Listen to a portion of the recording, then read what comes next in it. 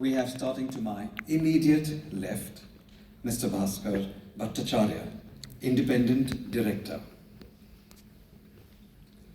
Ms. Usha Sanjeev Nair, Independent Director. Mr. Prasanna Tantri, Independent Director. Mr. Manoj Sharma, Director Commercial. Ms. Parminder Chopra, Chairperson and Managing Director. Mr. Rajiv Ranjan Jha, Director Projects. Mr. Sandeep Kumar, Director Finance.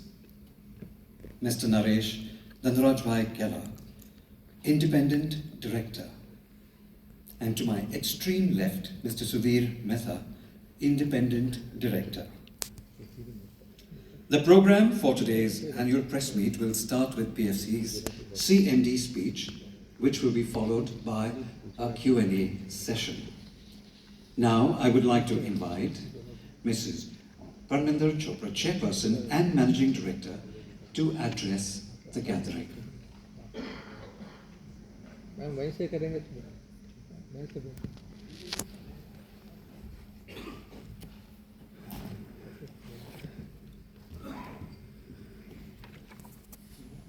Good afternoon, everyone, and a warm welcome.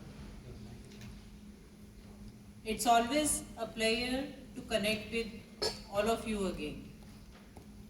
Today, we released our results for quarter 4 and financial year 2025. I am happy to share that PFC has once again delivered a remarkable performance. We continue to be the largest NBFC group in India with a consolidated balance sheet size of over 11.70 lakh crore. For FY 2025, the consolidated PAT stood at rupees 30,514 crore, 15% increase over the previous financial year. The group loan asset book crossed 11 lakh crore and registered a growth of 12%. On the asset quality front, we continue to see a decreasing trend in our NPA levels. The consolidated net NPA ratio for FY 2025 is at 0.38% compared to 0.85% in FY 2024.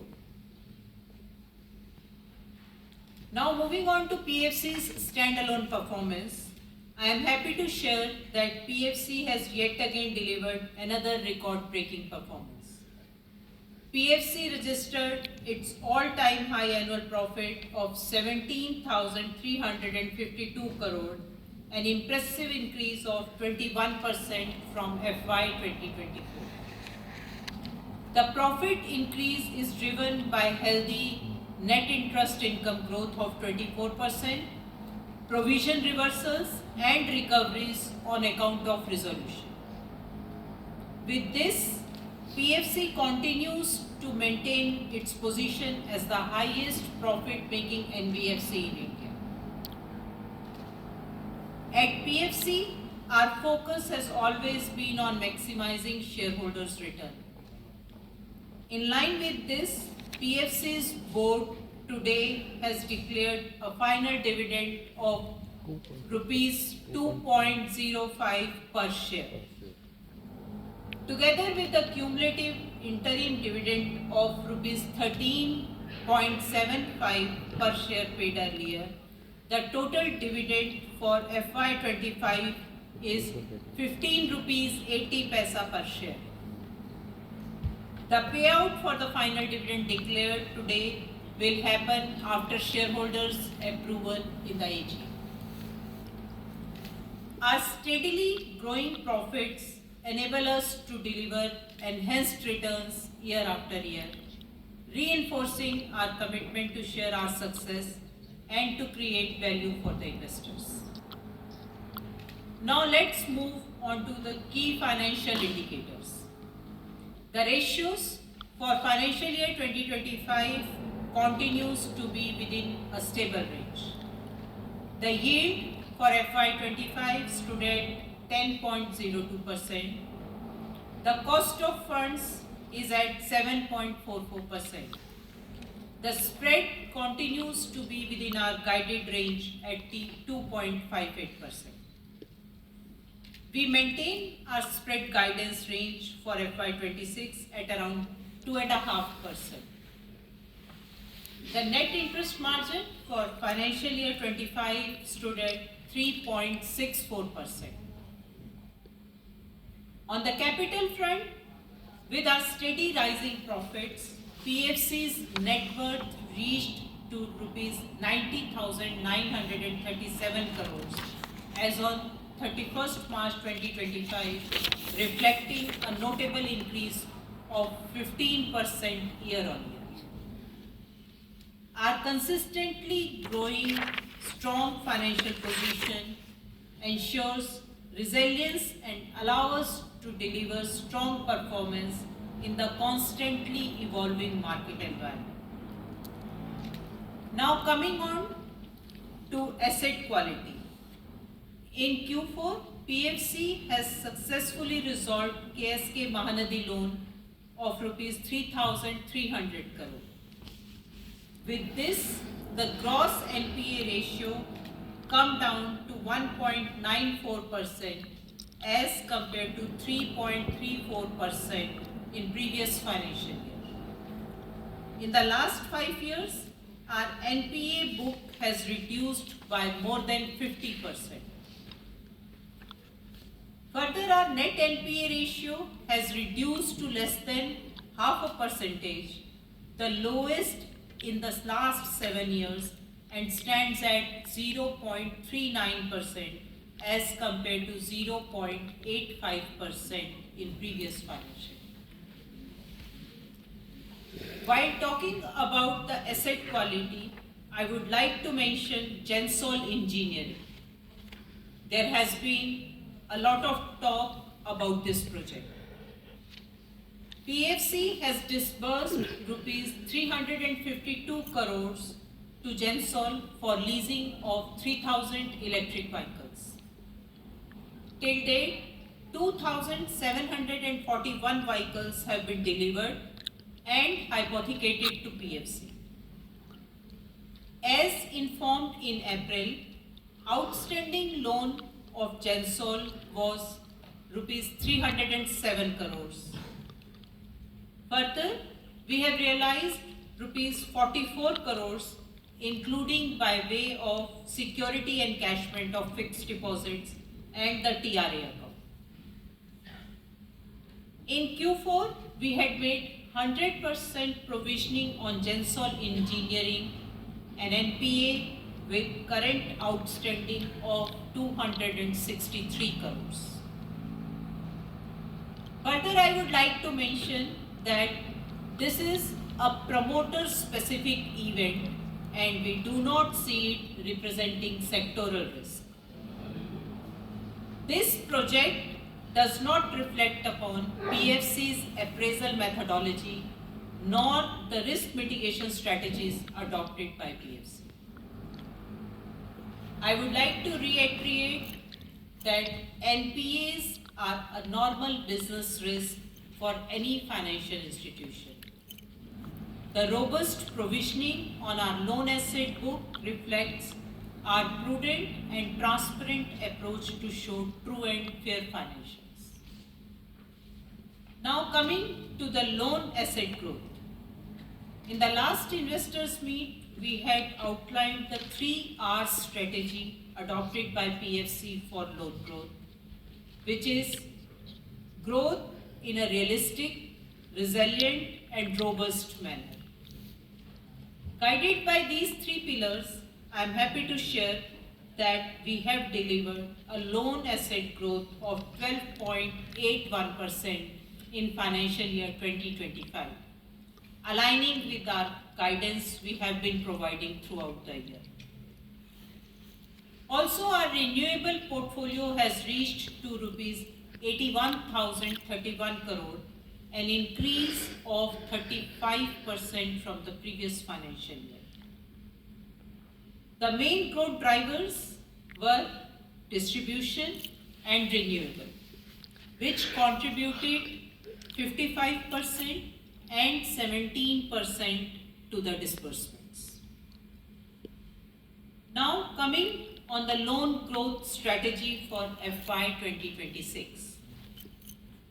As you know, India is steadily moving towards its 2030 energy transition targets.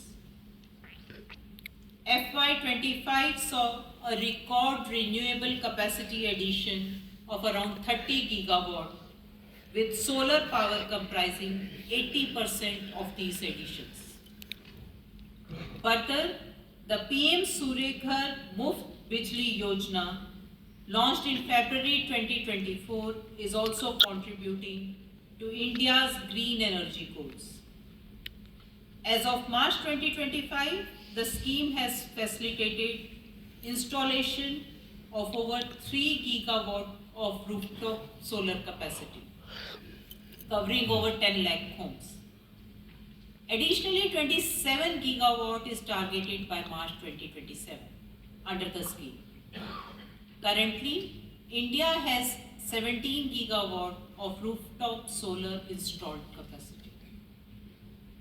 This brings the total installed renewable capacity in India to 220 gigawatt as on March 31st, 2025, representing around 45% of the country's total installed capacity.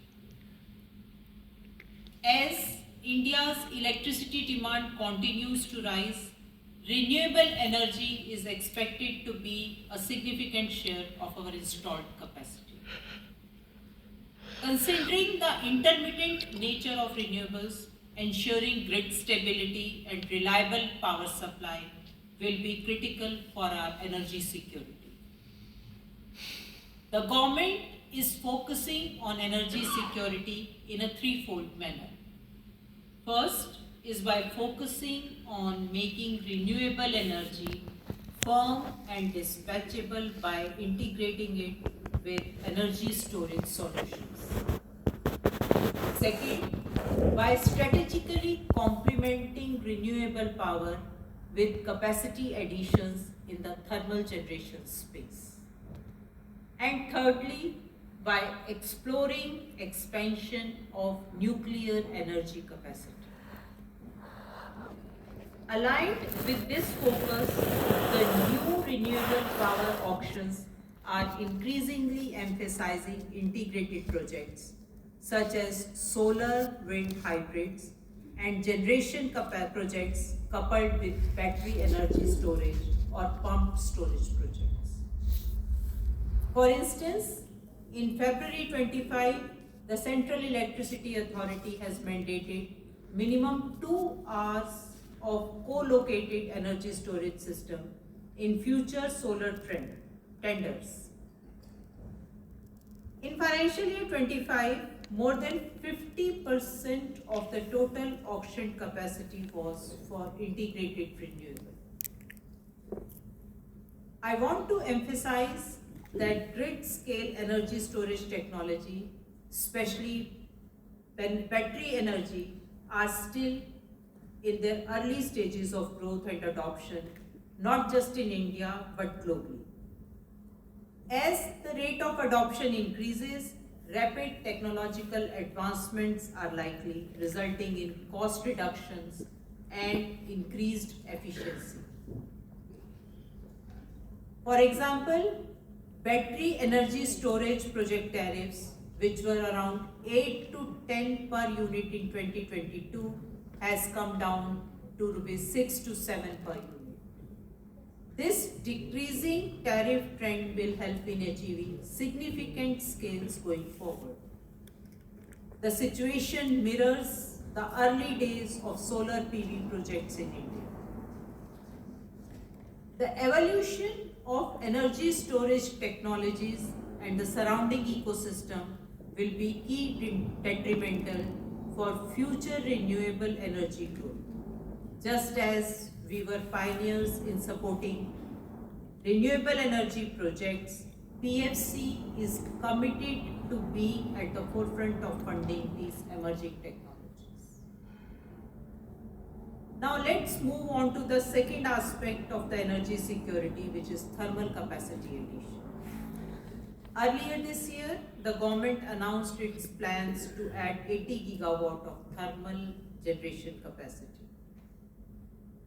Given the time-intensive nature of planning and executing thermal projects, we envisage that financing opportunities in this segment will materialize over the medium term, representing a significant medium-term growth avenue for PFC. Coming on to the third area, which is expansion in nuclear generation space.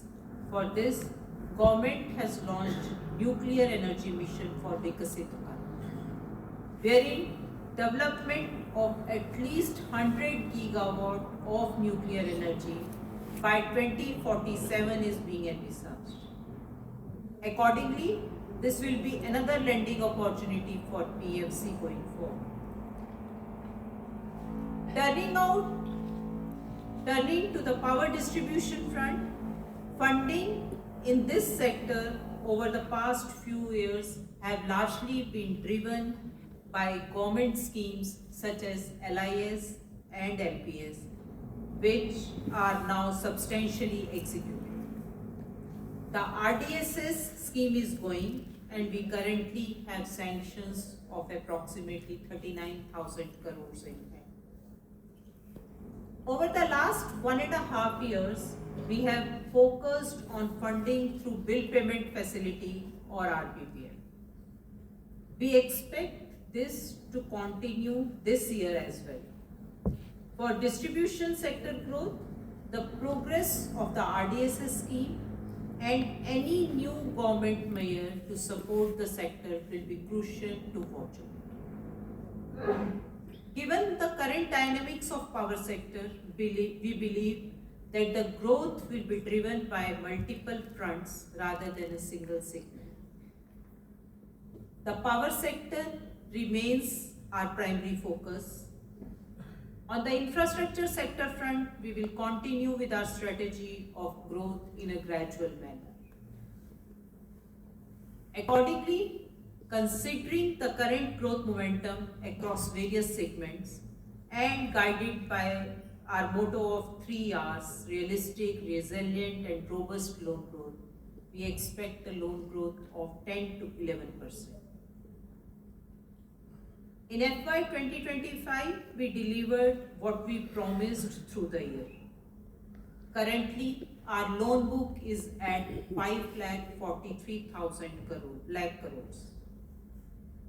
For an incremental growth of such a large book, it is important that any new loan asset are added in a way that ensures sustained growth over the long term, deliver consistent bottom line performance, and maintain robust asset quality. These core principles will continue to define our growth strategy moving ahead. Now moving on to the borrowing front, last year we successfully raised funds to the tune of 1.11 lakh crore. Consistent with our strategy of maintaining a well-diversified funding profile, approximately 76% of our fundraising came from domestic sources, while 24% was through foreign currency borrowing. Currently, we have foreign currency exposure to G3 currencies with around 70% exposures in US dollar. Speaking of foreign currency borrowing, I would like to highlight our proactive approach to managing forex risk through our active trading risk. Right now, 95% of our portfolio is hedged for exchange risk. Nearly 100% exchange risk is hedged for USD denominated portfolio. So to conclude, I would like to emphasize that we are confident in our ability to navigate the evolving energy landscape, capitalize on emerging opportunities, and deliver sustainable value to our stakeholders. Thank you.